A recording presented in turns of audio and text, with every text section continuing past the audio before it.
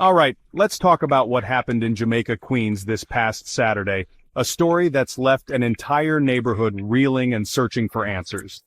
It was just after 8 in the morning. Most people are heading out for breakfast, maybe walking to work, starting their weekend routines. The city was just waking up, the air still fresh, and the streets filled with the quiet energy of a new day. But for one Brooklyn man, that morning took a tragic turn. What should have been an ordinary start to the day became a moment that would change lives forever. He was standing on the corner of Liverpool Street and 147th, waiting to cross, like any of us might on a regular day. Maybe he was thinking about his plans or just enjoying the calm before the city's usual rush. Suddenly, a dark BMW rolled up, its engine barely making a sound over the city's morning hum. Someone in the back seat leaned out the window and in broad daylight opened fire. It was a shocking, brazen act, right in the open, with no warning at all. Multiple shots rang out, echoing down the street, shattering the morning calm, and sending everyone nearby into a panic. People nearby heard it.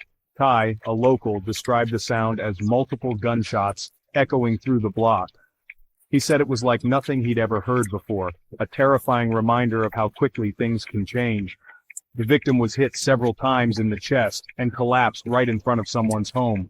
The scene was chaotic, neighbors screaming, some frozen in shock, others rushing to help. Neighbors rushed out, but there wasn't much anyone could do. The fear and confusion were overwhelming, and the sense of helplessness was palpable. Emergency crews took him to Jamaica Hospital, but he didn't make it. Despite their best efforts, the injuries were just too severe. And just like that, a man's life ended, leaving a community in shock.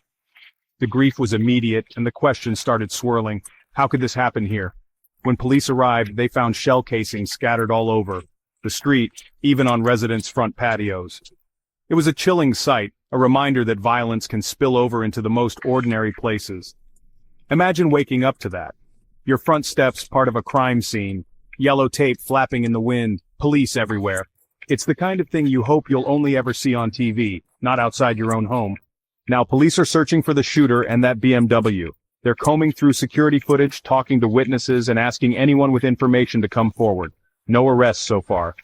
The investigation is ongoing, but for now, the shooter is still out there. But people here are shaken. The sense of safety that once existed has been replaced by anxiety and fear. Miss Simpson, who lives nearby, said she's still feeling shaken up. She's lived in this neighborhood for decades and has never seen anything like this, and she's not alone. The fear is real. Parents are keeping their kids inside, and people are second-guessing their daily routines. For so many in Queens, gun violence isn't just something on the news, it's right outside their doors. It's a reality that's hard to ignore, and it's changing the way people live. Some neighbors say these shootings are getting more common, and they blame wild house parties that draw big crowds, sometimes the wrong crowd. These gatherings can spiral out of control, bringing tension and sometimes violence to otherwise quiet blocks. There's even talk that this shooting started with an argument at one of those parties. It's a reminder of how quickly things can escalate and how disputes can have devastating consequences. Whatever the cause, the effect is the same. A community left grieving, and neighbors left to wonder if it's safe to step outside. The pain lingers and the questions remain. So what can we take away from this? How do we move forward when something so senseless happens so close to home? For me, it's a reminder that safety is never guaranteed, not even on a bright Saturday morning. We can't take our neighborhoods for granted, and we can't assume violence is always somewhere else. But it's also a call to pay attention, to look out for each other, to stay aware, and to push for change when we need it most. Communities are strongest when people come together, support one another, and refuse to let fear win. If you live in Queens or anywhere in NYC, moments like this hit close to home.